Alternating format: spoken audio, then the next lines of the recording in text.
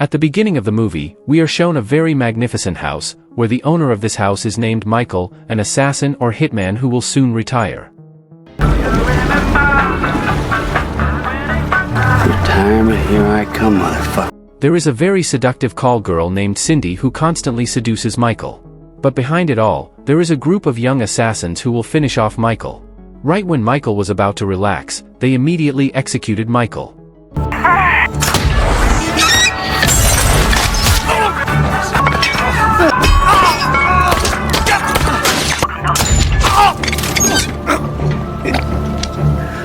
Why? It turned out that Cindy was also part of them, while the purpose of these young men killed Michael, because their boss did not want to pay Michael's pension. The scene moved to a man named Duncan Vizsla who was nicknamed the Black Emperor because of his record as an assassin who never failed in any mission. Currently, Duncan is with the doctor who is examining his body. From the results of the analysis, the doctor said that Duncan had experienced a punctured lung, a missing spleen, and a broken meniscus. Even when x-rayed, there was a piece of metal that had been embedded in his body for a long time, but Duncan was reluctant to remove it. After that, Duncan went to see the person who had been taking care of all his assets. There, the person said that Duncan would retire in 14 days, just as he turned 50. According to the contract, the company had to pay him a pension of $8 million. After that, Duncan was contacted by a woman named Vivian, who was also an assassin who was now promoted to manager. Vivian invited Duncan to meet her at a cafe. There, Vivian said that she was ordered by their big boss, Blood, to give Duncan his last assignment, which was to take out a Mexican cartel for $1 million. However, Duncan, who is desperate to live a normal life, refuses the offer. He's currently staking out in Belarus, Russia. Just needs somebody with more finesse, more that we are not to be fucked with. Why don't you do it? He wants you.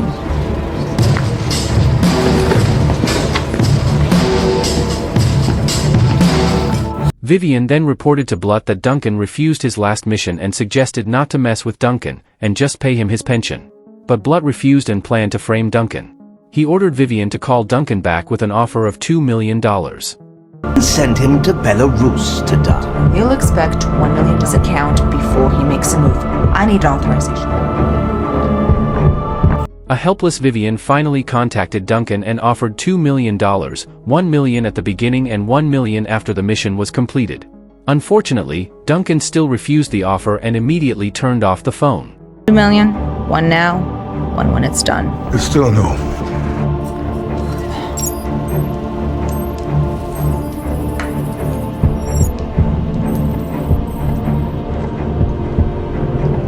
It turned out that Duncan had other plans. He sought information about the Mexican cartel. At night, he disguised himself as a cleaning service and entered the hotel where the cartel was located. He made a noise to get the cartel to come out, then paralyzed them by nailing their hands to the wall and killing all their men.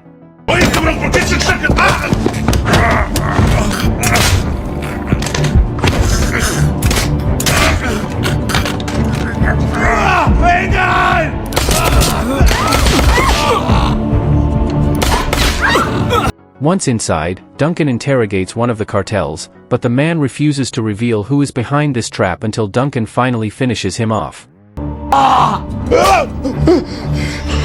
Me mandaron a matarte, pero parece que soy yo el que quiere matar.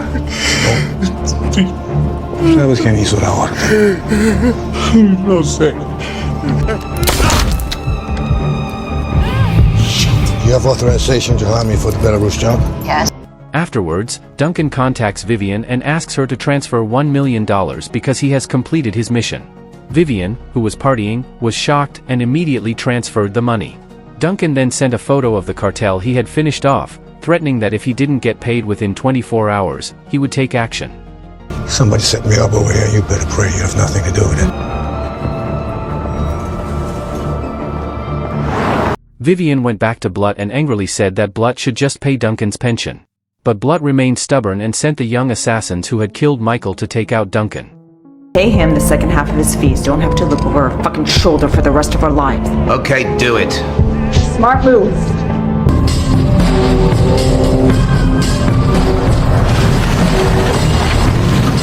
Behind that, Duncan went to one of his houses in a remote place to calm his mind while waiting for his retirement, which was only a few days away.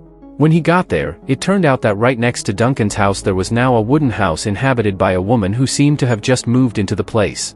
The woman lived there alone, as she struggled to split wood to build a fire in her house.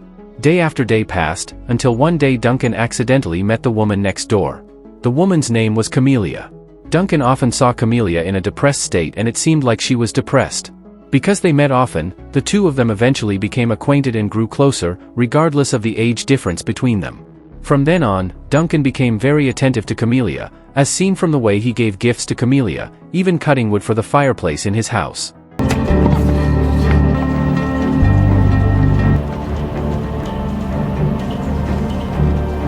Not only that, Duncan, who wanted to see Camellia cheerful again, taught her how to shoot. However, instead of being cheerful, Camellia cried remembering her very dark past. It's okay. Okay, I'll get you something else. On one occasion, Camellia poured out her heart to Duncan, saying that she had been depressed since the age of 13 because a man had ruined her life, so Camellia felt that there was no future for her. Camelia's reason for living in this remote town was to soothe her feelings, but it still wasn't enough to heal her inner wounds. Camellia longed to avenge the man who had ruined her life, and Duncan could only stare in pity, seeing in Camelia's eyes that she held a deep grudge. Behind that, the young assassins began to launch their actions to eliminate Duncan on the orders of their boss, Blut. They started by going to the person who took care of Duncan's assets.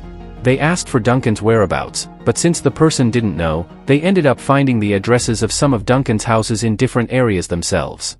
After getting all the addresses, they killed the person so that there would be no witnesses. Or we could meet at a coffee. He always says that. You and me, Paul, I trust. Yes! Quickly, they continued to search for Duncan at every address he had, as their work had to be done before Duncan's retirement actually arrived. If the person they visited didn't know Duncan's whereabouts, that person would be eliminated. My door! Shit! What are you fucking talking about? I'm not saying Cindy! Don't! Who the hell are you? Where's Shotgun Frank? I'm out of here! What the fuck is going on in there? Come on, I wasn't gonna... It all came to a head when they visited Texas and asked a fat man who lived in one of Duncan's houses. The man was initially played for fun, but because the man was clueless, he was finished off. Where the fuck did you think you are?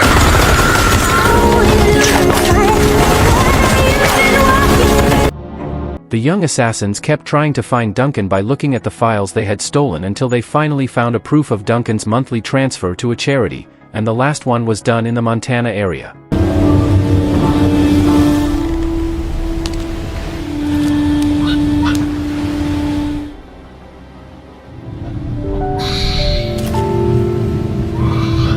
Long story short, they were already in Montana, where Duncan lived. Soon after, they found Duncan and prepared to start their action. When Duncan returned home, he saw a woman named Cindy pretending that her car had broken down and her cell phone was out of battery. Cindy asks for help and Duncan, feeling sorry for her, lets her rest at home. Cindy says that the person who will pick her up is coming the next day, so she will stay at Duncan's house for the night. Later that night, Cindy started flirting with Duncan and asked him to make love. Duncan, whose faith was weak at the time, got carried away. Meanwhile, the other assassins monitor Duncan and prepare to finish him off, starting with a sniper who is ready to shoot him from a distance. However, when the sniper fired, Duncan turned around, so the shot hit Cindy instead. A shootout ensues. Duncan realized that Cindy was in cahoots with them, so he immediately finished her off. Can't see him, can't see Cindy, can't see shit! Shit! The other assassins enter the house but don't find Duncan because Duncan is already behind the sniper and shoots him immediately. Fuck! Who knows what the hell is going on? Can you hear that? Now the tables are turned, Duncan hunts them down one by one from a distance, leaving only a woman named Hilda in the house.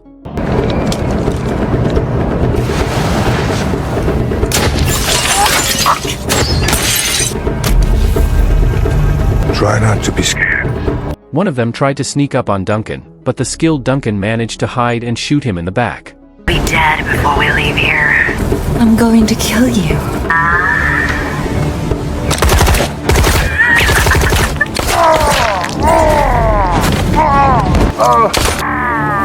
You're the Duncan then shot out all the lights in the house to make it difficult for Hilda to see because he knew that sniper guns have heat sensors. However, the clever Hilda lit flares to trick the sensors, then hid behind the fridge.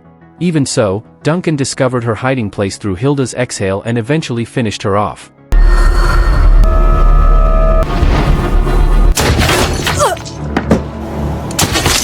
After that, Duncan searched for evidence to find out who sent the young assassins until he found a key to the inn that read, "Long Taper." Duncan rushed to the inn and found one of them drunk. The man claimed that Duncan's neighbor Camellia had been kidnapped. Hearing this, Duncan rushed home, but he only found a messy house, a sign that Camellia had been kidnapped. Elsewhere, Blut, who found out that his young assassins had been killed, became furious and vowed to avenge Duncan, especially because Hilda, Blut's lover, had also been killed. Vivian, who had warned Blut not to play around with Duncan, only grimaced sarcastically. Don't be sad, you'll find a new girlfriend. I told you not to fuck with him. I am sick of giving you advice. What you should do is pay Duncan his fucking pension. Meanwhile, Duncan, who was at a loss as to how to save Camellia, approached his retired former assassin friend Peter at a bar. Peter explained that since the company had fallen into Blut's hands, no assassin had managed to survive until retirement, as Blut was unwilling to pay their pensions. Knowing this, Duncan was determined to finish Blut. Where in your contracts, there's a bunch of words. It says, if you die before retirement, all the money goes back to the company. Okay, you know where they will keep the girl. Your guess is as good as mine, but she's probably in the mansion. Thanks, Warren. Be careful, Duncan. However, Peter, feeling old and unsure of ever seeing Duncan again, betrayed him by putting an anesthetic in his hand as they shook hands. Down you go. It's done. Well done. When Duncan woke up, he was chained in a room. Blut, eager for revenge, tortured Duncan slowly for 4 whole days. Blut tore Duncan's body apart, sliced his torso, pulled out his fingernails, and even stabbed his chest and stomach. When Blut stabbed him in the eye, Duncan's left eye was badly damaged. Blut then left him dying to be executed the next day. However, that night, Duncan used the broken knife left in his body to open the handcuffs. On the 4th day, Blut's guards came to execute Duncan, but Duncan, who was already free, immediately fought back and finished them off one by one. Blut was terrified and fled. Duncan continued to fight the Blut men who kept coming, even when he had to fight in a narrow hallway.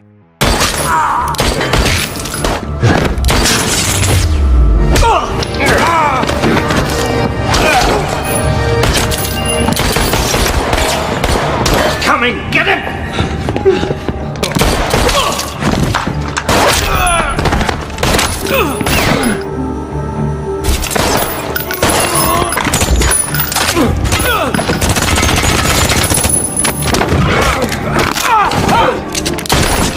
Finally, Duncan managed to get out of the place. Afterwards, he met his old friend, a woman named City, who once liked him.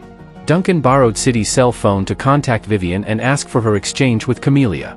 Blut was terrified because they knew that as long as Duncan was alive, their lives would not be peaceful. City cared for Duncan wholeheartedly, and thanks to her physical strength, Duncan recovered quickly, despite having to give up his left eye. Once he had recovered enough, Duncan was determined to take revenge. In City's house, there were various sophisticated weapons. City even gave Duncan a high-tech weapon that could be controlled with the movement of a finger. After all the preparations were completed, Duncan immediately moved. On the way, Duncan contacted Vivian to make sure Camellia was still alive. Duncan's location was tracked through his cell phone, but it was intentional to lure them.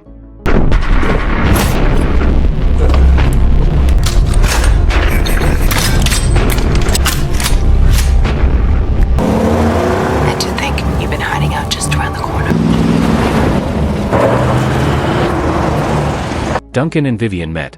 It turns out that Vivian came not to negotiate, but to finish Duncan, because she had been paid handsomely by Blut. Duncan used his advanced weapon and killed Vivian and everyone who came with her.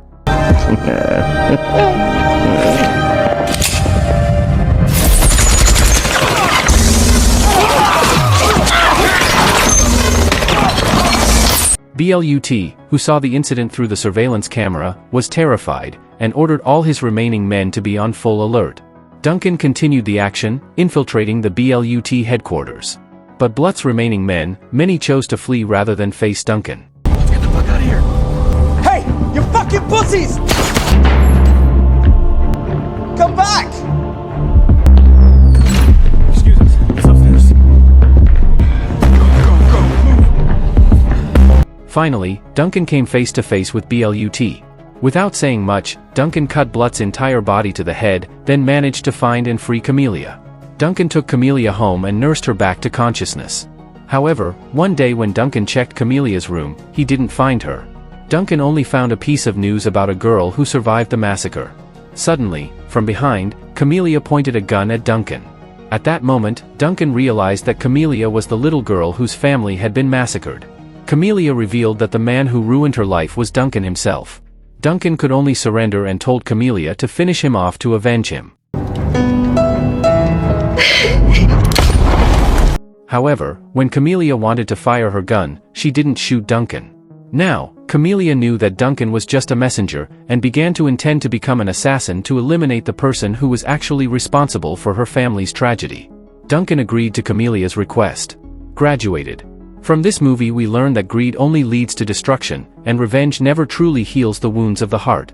Life is about forgiving yourself, fixing what can be fixed, and moving on with a stronger heart. Because, no matter how bad our past is, there is always a chance to get better and find new hope amidst the wounds that once tore our souls apart. If you enjoyed this video, don't be shy, hit the like button, and if you disliked it, hit the dislike button twice just to be sure. You should watch the full movie. Thank you very much for watching.